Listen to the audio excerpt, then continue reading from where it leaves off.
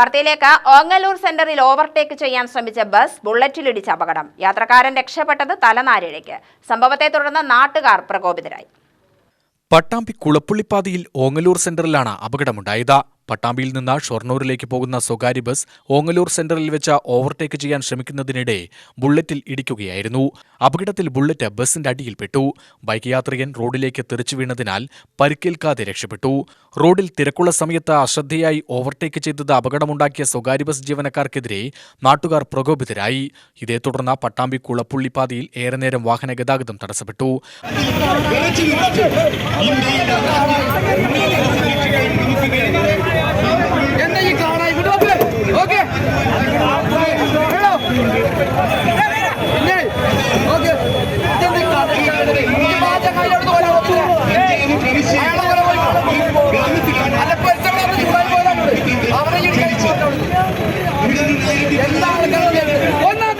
Pattambi police സ്ഥലത്തെത്തി വാഹനങ്ങൾ റോഡിൽ നിന്ന് നീക്കിയാണ് ഗതാഗതം പുനഃസ്ഥാപിച്ചത്. UTV news, Palakkad.